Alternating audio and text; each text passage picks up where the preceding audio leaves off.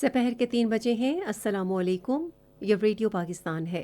حمیرہ رانا سے خبریں سنیے۔ اہم خبروں کا خلاصہ۔ الیکشن کمیشن عام انتخابات کے لیے آج انتخابی نشانات جاری کر رہا ہے۔ بری فوج کے سربراہ نے ملک کے خلاف کسی بھی خطرے سے نمٹنے کے لیے مسلح افواج کے پختہ عزم کا اعادہ کیا ہے۔ پنجاب کے نگراں وزیر اعلیٰ نے عوام کی سہولت کے لیے نئے راوی پل منصوبے کو جلد مکمل کرنے کی ہدایت کی ہے۔ پاکستان نے غزہ کے مظلوم عوام کے لیے 20 ٹن امدادی اشیاء کی چوتھی کھیپ روانہ کی ہے۔ غزہ میں اسرائیلی فوج کے تازہ حملوں میں کم از کم 20 فلسطینی شہید اور بہت سے زخمی ہو گئے ہیں۔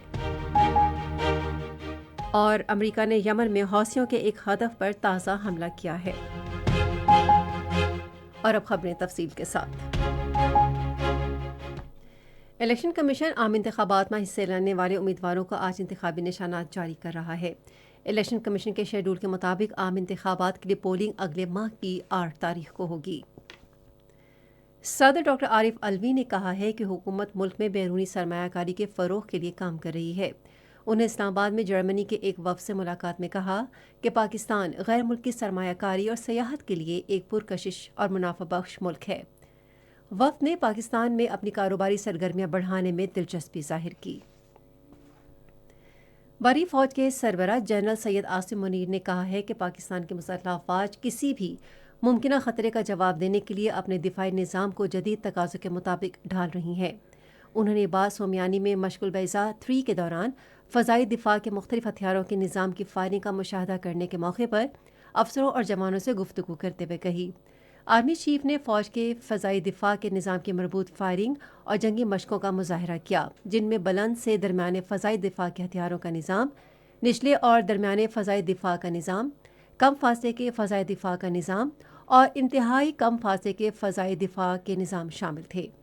مشق کے دوران پاکستان کی فضائی سرحدوں کے دفاع میں اضافے میں اہم سنگ میل اور کامیابی کا باعث بننے والے درمیانے فاصلے کے حمایت نظام کے فائر سے ہدف کو زیادہ سے زیادہ فاصلے تک کامیابی سے نشانہ بنایا گیا، جبکہ مختلف مراحل کے ہتھیاروں کے نظاموں کا بھی تجربہ کیا گیا۔ جنرل سید عاصم منیر نے فوج کے دفاعی نظام کی مہارت اور آپریشنل تیاری کے ساتھ اہداف کو درست طور پر نشانہ بنانے کی صلاحیت کی تعریف کی۔ لکی مروت میں دہشت گردوں کے ساتھ فائرنگ کے تبادلے میں جام شہادت نوش کرنے والے سپاہی محمد افضل اور سپاہی ابرار حسین کی نماز جنازہ ان کے مقامی قصبوں میں ادا کی گئی۔ شہداء کو مکمل فوجی اعزاز کے ساتھ سپرد خاک کیا گیا۔ جنازے میں سینئر فوجی افسران، شہداء کے اہل خانہ اور مقامی افراد نے شرکت کی۔ پاکستان کی مسلح افواج وطن عزیز سے دہشت گردی کا ہر قیمت پر خاتمہ کرنے کے لیے پرعزم ہے۔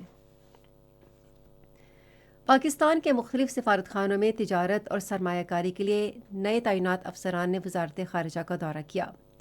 سیکرٹری خارجہ محمد سارس سجاد قاضی نے ان سے گفتگو کے دوران معاشی سفارتکاری کے فروغ کے لیے پاکستان کے تجارت اور سرمایہ کاری افسران کے اہم کردار پر زور دیا۔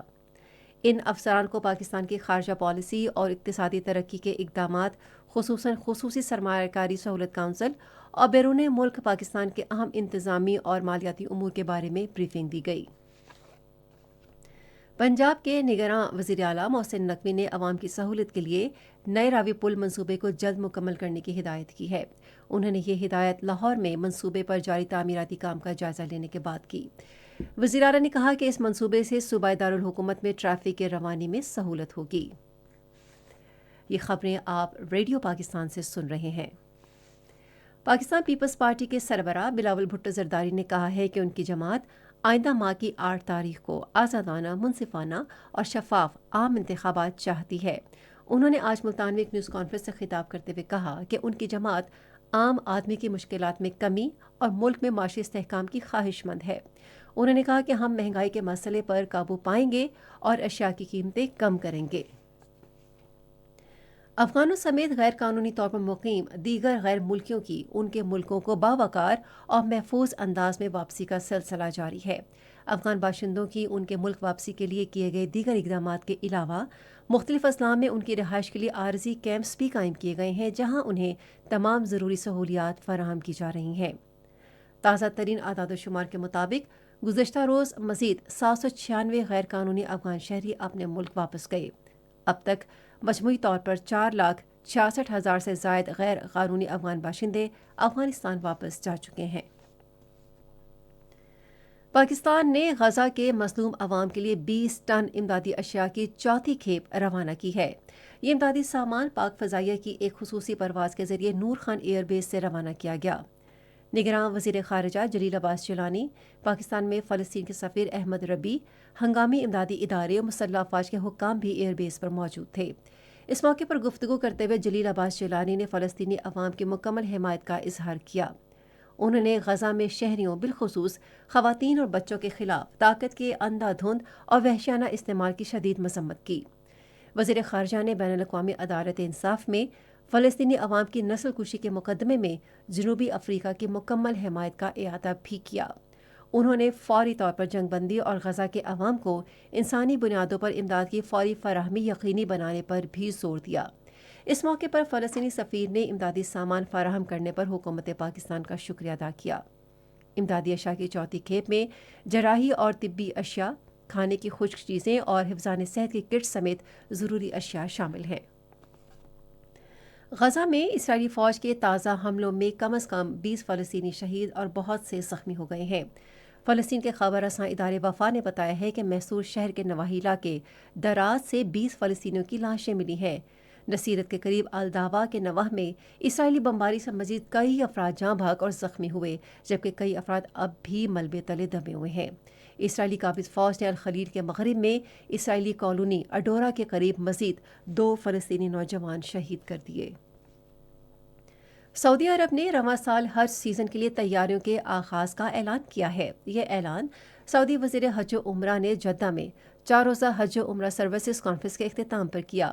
کانفرنس کا انعقاد سعودی ویژن 2030 کے اہداف کی روشنی میں مختلف نئی خدمات کے اور ٹیکنالوجیز کے اجرا کی مناسبت سے کیا گیا۔ کانفرنس میں عازمین حج کو سہولیات کی فراہمی کے لیے رہائش، صحت، نقل و حمل، کھانے پینے کے انتظام، ٹیکنالوجی اور مصنوعی ذہانت کے شعبوں میں کثیر جہتی معاہدوں پر دستخط بھی کیے گئے۔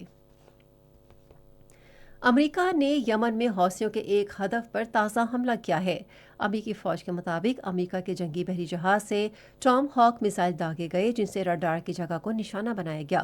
اس حملے سے پہلے امریکہ اور برطانیہ نے گزشتہ روز بھی حملے کیے تھے، جن میں یمن کے تقریباً 30 مقامات کو نشانہ بنایا گیا تھا۔ چین نے تمام فریقوں پر زور دیا ہے کہ وہ یمن کے تنازع کو پھیلنے سے روکیں۔ چین کی وزارت خارجہ کے ترجمان ماؤ ننگ نے ایک بریفنگ کے دوران بحیرہ احمر میں کشیدگی میں اضافے پر تشویش کا اظہار کیا، جو عالمی تجارت کی اہم گزرگاہ ہے۔ انہوں نے امید ظاہر کی کہ تمام فریق بحیرہ احمر کے علاقے میں سلامتی اور استحکام قائم رکھنے کے لیے تعمیری اور ذمہ دارانہ کردار ادا کریں گے، کیونکہ یہ عالمی برادری کے مشترکہ مفاد میں ہے۔ پاکستان اور نیوزی لینڈ کے درمیان 5 T20 بین الاقوامی کرکٹ میچوں کی سیریز کا دوسرا میچ کل ہیملٹن میں کھیلا جائے گا۔ میچ پاکستان کے معیاری وقت کے مطابق دن 11:10 پر شروع ہوگا۔ نیوزی لینڈ کو سیریز میں 1-0 کی برتری حاصل ہے۔ محکمہ موسمیات کی پیشگوئی کے مطابق آئندہ 12 گھنٹے کے دوران ملک کے بیشتر میدانی علاقوں میں موسم سرد اور خشک، جبکہ شمالی علاقوں میں ابرآلود رہے گا۔ تاہم بالائی خیبر پختونخوا اور گلگت بلتستان کے ملحقہ علاقوں میں ہلکی بارش اور برف باری کا امکان ہے۔ پنجاب، خیبر پختونخوا، بالائی سندھ کے میدانی علاقوں میں شدید دھند اور اسماگ چھائی رہے گی۔ آج ریکارڈ کیا گیا بعض شہروں کا درجہ حرارت: Islamabad 17 degree centigrade, Lahore 11، Karachi 26، Peshawar 16، Quetta 14، Gilgit اور مری 15، مظفر آباد 13، سری نگر 14، جموں 10 اور لیہ میں 2 ڈگری سینٹی گریڈ ریکارڈ کیا گیا۔ خاص خبروں کا خلاصہ ایک بار پھر سماعت کیجیے۔ الیکشن کمیشن عام انتخابات کے لیے آج انتخابی نشانات جاری کر رہا ہے۔ بری فوج کے سربراہ نے ملک کے خلاف کسی بھی خطرے سے نمٹنے کے لیے مسلح افواج کے پختہ عزم کا اعادہ کیا ہے۔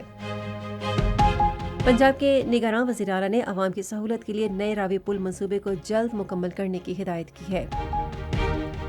پاکستان نے غزہ کے مظلوم عوام کے لیے 20 ٹن امدادی اشیاء کی چوتھی کھیپ روانہ کی ہے۔ غزہ میں اسرائیلی فوج کے تازہ حملوں میں کم از کم 20 فلسطینی شہید اور بہت سے زخمی ہو گئے ہیں۔ اور امریکہ نے یمن میں حوثیوں کے ایک ہدف پر تازہ حملہ کیا ہے۔ خبریں ختم ہوئیں. مزید خبروں اور تجزیوں کے لیے آئیے ہماری ویب سائٹ پر radio.gov.pk اور فیس بک کے link radio Pakistan news official پر براہ راست ویڈیو اسٹریمنگ بھی ملاحظہ کیجیے.